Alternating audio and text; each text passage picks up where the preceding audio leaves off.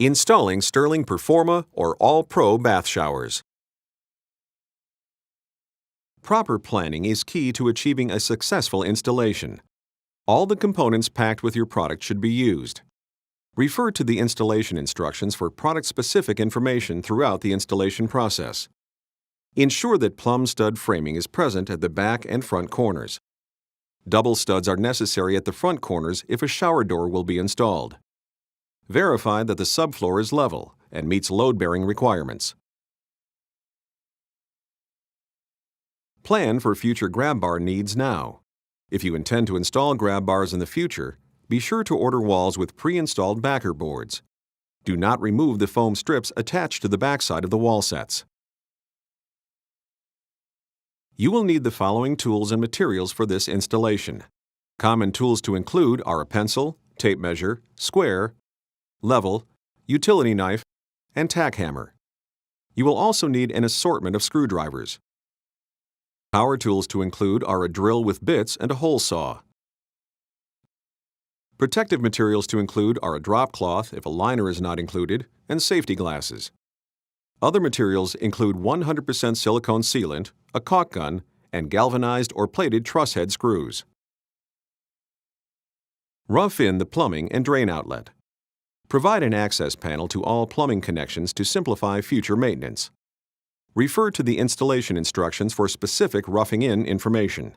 If an ADA-compliant installation is required, refer to ADA requirements for bath and shower control locations. For bath or whirlpool installations, we recommend you install a threaded spout pipe after the wall is installed. For best results, we recommend that you install the bath or receptor in a bed of mortar cement. This will not only provide solid support, but will also eliminate the potential for movement and noise when in use. Otherwise, use the felt pad if provided. For whirlpool installations, make sure the power has been disconnected. Install a GFCI-protected 120-volt 15-amp grounded outlet. Install this outlet behind the whirlpool and within 24 inches of the whirlpool pump. Position and secure the felt pad if one is provided.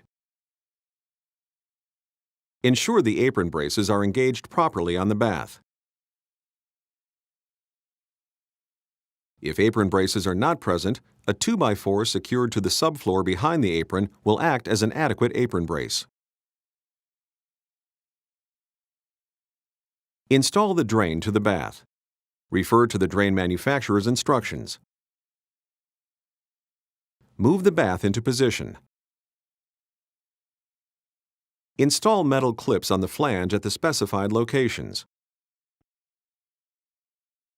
Using the clips as a leveling aid, level the bath, and then secure the clips to the studs using screws that are galvanized or plated.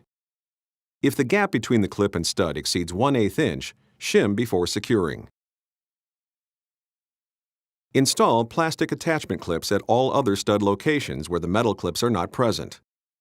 At the center of the stud, slide the plastic clip between the flange of the bath and the stud. Secure each clip to a stud with a galvanized or plated screw.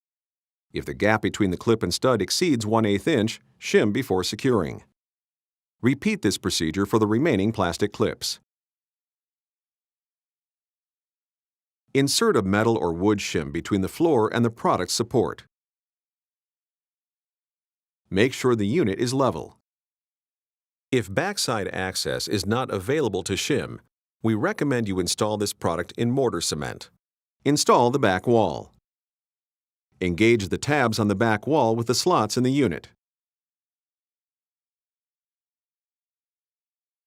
Mark hole locations for the faucet components on the end wall.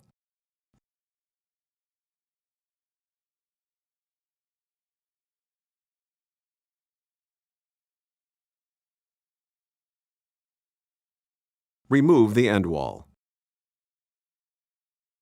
Determine hole sizes required for faucet components. Make sure the escutcheon, flange, or cover plate will be large enough to cover the drilled holes. Always follow the instructions included with your valve and fittings. Drill holes for the components.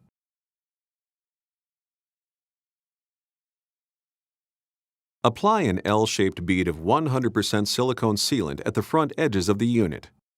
The bead of silicone sealant must be a minimum of 1/4 inch wide and 1 by 4 inches long.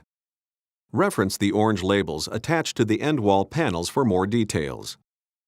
Position the end walls with the pins engaged in the wall interlock slots on the back wall.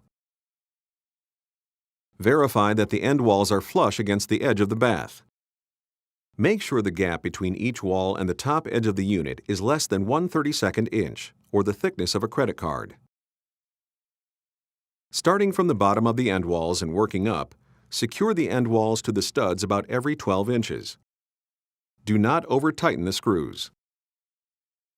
Verify that the walls are plumb before securing to the studs. Add shims between the wall flange and studs prior to securing with fasteners.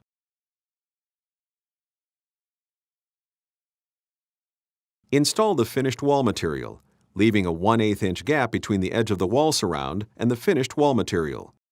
When sealed, this gap will reduce the possibility of water seeping into the wall material.